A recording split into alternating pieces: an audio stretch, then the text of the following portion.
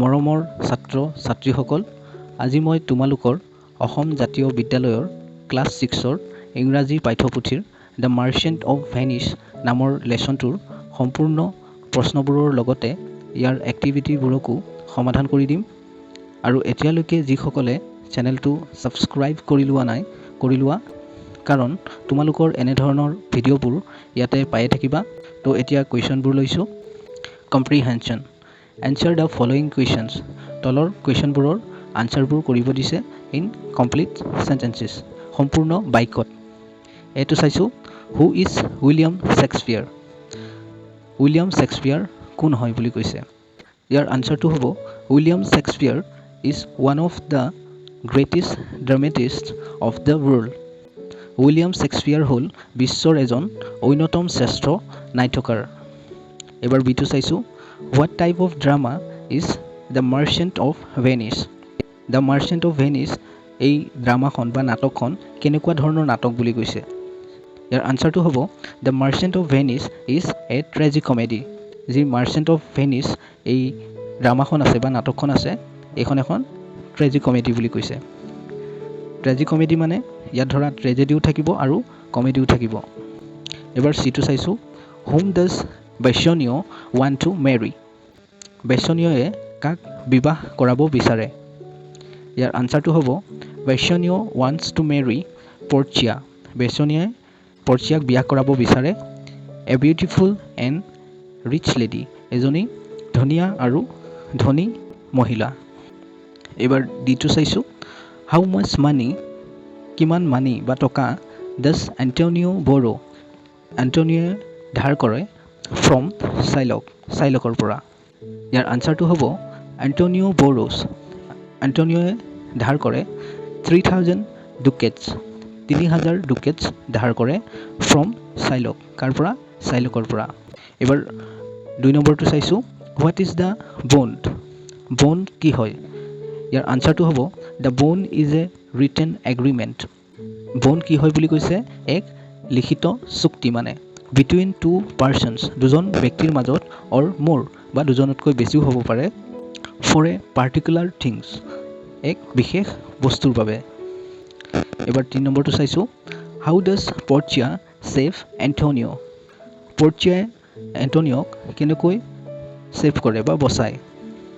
ইয়াৰ আনচাৰটো হ'ব, পৰ্চিয়া ছেভড, পৰ্চিয়াই বচাইছিল এণ্টনিঅ। কাক বচাইছিল, এণ্টনিঅক, by asking Shylock to cut off Antonio's flesh. কি কৈ পেলাই, এণ্টনিঅ'ৰ এই যি মাংস সেয়া কাটিব পাৰে, বাট কিন্তু without dropping a single drop of blood, এটোপালো ব্লাড অৰ্থাৎ তেজ পৰিব নালাগিব বুলি কৈছে।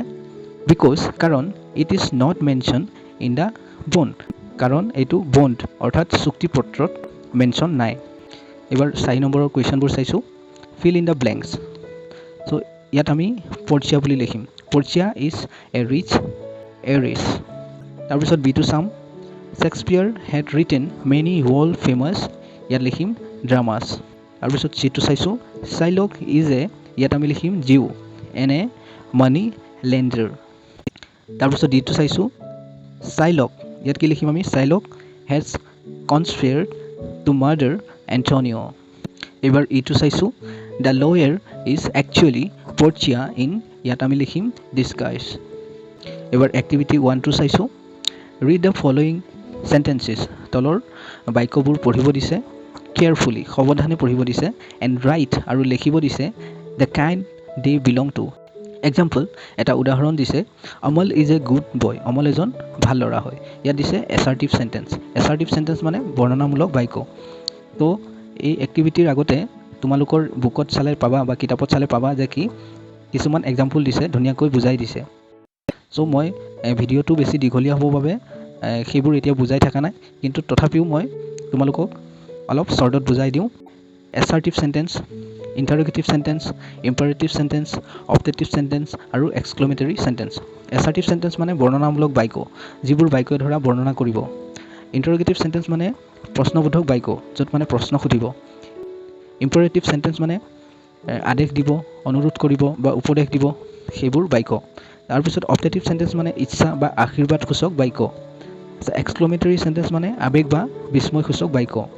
ইয়াৰ উপৰিও এইবোৰ বাক্যক পুনৰ দুটা ভাগত ভাগ কৰা হৈছে। সেইকেইটা হ'ল এফাৰ্মেটিভ চেণ্টেন্স, এফাৰ্মেটিভ মানে হয় বুজোৱা চেণ্টেন্সবোৰ, আৰু নিগেটিভ চেণ্টেন্স নহয় বুজোৱা চেণ্টেন্সবোৰ।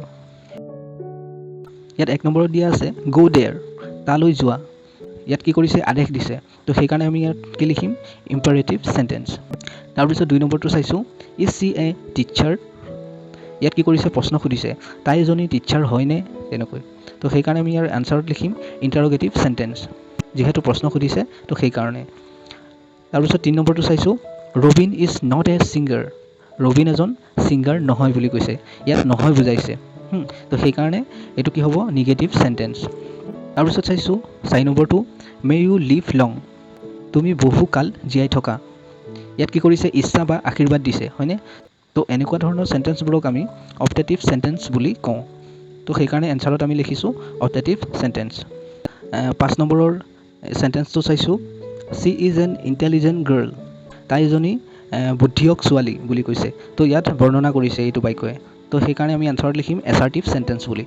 তাৰপাছত এইবাৰ 6 নম্বৰ চেণ্টেন্সটো চাইছোঁ, what a nice doll it is. এইটো আৱেগত কৈছে, এই ডলটো কিমান ধুনীয়া, তো তেনেকৈ বুজাইছে। তো ইয়াৰ আনচাৰত সেইকাৰণে হ'ব এক্সক্লেমেটৰী চেণ্টেন্স। এইবাৰ 7 নম্বৰ চেণ্টেন্সটো চাইছোঁ, কাম এট ওৱান্স। ইয়াত কি কৰিছে? অনুৰোধ কৰিছে। সেইকাৰণে আমি লিখিম ইম্পাৰেটিভ চেণ্টেন্স। এইবাৰ 8 নম্বৰ চেণ্টেন্সটো চাইছোঁ, don't run in the field. ফিল্ডত নদৌৰিবা বুলি কৈছে। তো ইয়াত কি কৰিছে? উপদেশ দিছে। সেইকাৰণে আমি ইয়াত কি লিখিম? Imperative sentence. May God bless you. ভগৱানে তোমাৰ মংগল কৰক। ইয়াতো কি কৰিছে? ইচ্ছা বা আশীৰ্বাদ কৰিছে। তো সেইকাৰণে আমি ইয়াত লিখিম অপটেটিভ চেণ্টেন্স। এইবাৰ 10 নম্বৰ চেণ্টেন্সটো চাইছোঁ, ডাজ চি স্পীক হিন্দী। তাই হিন্দী কয়নে? তো ইয়াতো কি কৰিছে? প্ৰশ্ন সুধিছে। সেইকাৰণে আমি ইয়াত লিখিম ইণ্টাৰগেটিভ চেণ্টেন্স। এইবাৰ এক্টিভিটি 2টো চাইছোঁ, কাৰেক্ট দ্য ফলোয়িং চেণ্টেন্সেছ। তলৰ যিবোৰ চেণ্টেন্স অৰ্থাৎ বাক্য দিয়া হৈছে সেইবোৰক কাৰেক্ট কৰিব দিছে, মানে সিহঁতক ভুলকৈ লিখা আছে। ইয়াত 1 নম্বৰটো দিয়া আছে, hurrah the old men is no' more. Hurrah বুলি কৈছে বুঢ়া মানুহজন আৰু নাই আৰু, মানে মৰি গ'ল। মানুহজন মৰি গ'লে আমি ফূৰ্তি কৰোঁ নেকি? তো সেইকাৰণে ইয়াত কি হ'ব? এইটো উঠি যাব হুৰাটো, আৰু তাৰ ঠাইত আমি আলাছটো লগাই দিম। Alas the old men is no' more. হাই হাই বুঢ়া মানুহজন আৰু নাই আৰু, মানে মৰি গ'ল আৰু। ঠিক তেনেকৈ ইয়াত ব্ৰেভো বুলি দিয়া আছে, what a nice scenery it is. তো what a nice scenery it is ঠিক তেনেকৈ থাকিব, কিন্তু ব্ৰেভোটো উঠি পেলাই অহু লাগি যাব। আলাছ দিয়া আছে, উই হেভ অ'ন দ্য মেটছ। আমি মেটছখন জিকিলে আমি দুখ কৰিম নেকি? সেইকাৰণে এতিয়া ইয়াত আলাছটো উঠি পেলাই হুৰাহ বহি যাব। তো বাকীখিনি একেই থাকিব, we have won the match. তাৰপিছত 4 নম্বৰটো চাইছোঁ, oh they have done well. They have done well একেই থাকিব। তো অহ জেগাত ইয়াত ব্ৰেভো লাগি যাব। তাৰপিছত এইটো চাইছোঁ, ইউ আৰ নিবিৰ। তুমি নিবিৰ বুলি কৈছে। Write a letter. এখন চিঠি লিখিব দিছে। To your friend. তোমাৰ ফ্ৰেণ্ডলৈ। Inviting him. তাক ইনভাইট কৰিবলৈ। To the marriage ceremony. বিয়াহৰ অনুষ্ঠানত। Of your sister. তোমাৰ ছিষ্টাৰৰ।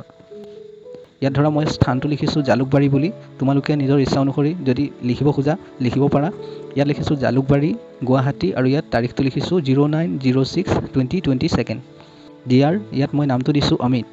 Dear Amit, you will be glad to know' that the marriage of my sister Nisha comes off on 28 June 2022.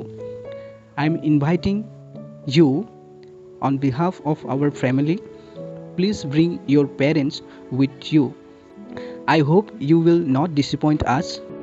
Yours loving, Nivir. তো এনেকৈ লিখি ল'বা। Fill in the blanks. ইয়াত যিবোৰ blank দিয়া হৈছে সেইবোৰক ফিল আপ কৰিব দিছে। এণ্ড কমপ্লিট, আৰু সম্পূৰ্ণ কৰিব দিছে দ্য ফলোয়িং লেটাৰ। তলৰ যিখন পত্ৰ আছে বা চিঠি আছে সেইখন কমপ্লিট কৰিব দিছে। Take help from the help box. এই হেল্প বক্সটোৰ পৰা হেল্পবোৰ ল'ব দিছে। তো ইয়াত ডিয়াৰ আছে, তো আমি লিখিম ৰিতু। ডিয়াৰ ৰিতু। ইয়াত লিখা আছে, I haven't received any letter from you. ইয়াত লিখিম ফৰ এ লং টাইম। তাৰপিছত দিয়া আছে, হোপ ইউ আৰ। ইয়াত আমি লিখিম fine. I am very busy this days. এইকেইদিন মই বহুত বিজি আছোঁ। এজ মাই, যিহেতু মোৰ। ইয়াত আমি লিখিম examination is starting next week. তাৰপিছত আই ইয়াত আমি লিখিম হেভ ইয়াত লিখা আছে অলমষ্ট ফিনিছ ইয়াত লিখিম আমি দ্য প্ৰিপাৰেশ্যন তাৰপিছত লিখা আছে for all the subjects but I still have to revise ইয়াত লিখিম mathematics I find this subject very ইয়াত লিখিম difficult but I am sure if I ইয়াত লিখিম practice but I am sure if I practice I will be able to do well তাৰপিছত লিখা আছে please right to me চুন convey মাই ইয়াত আমি লিখিম regards to your parents and my ইয়াত আমি লিখিম love to your younger brother তাৰপিছত ইয়াত লিখা আছে yours lovingly ইয়াত আমি লিখি দিম মনালী তাৰ পাছত তোমালোকে যালৈ চিঠিখন পঠিয়াবা তাইৰ নামৰ সৈতে এনেকৈ এড্ৰেছটো দি দিবা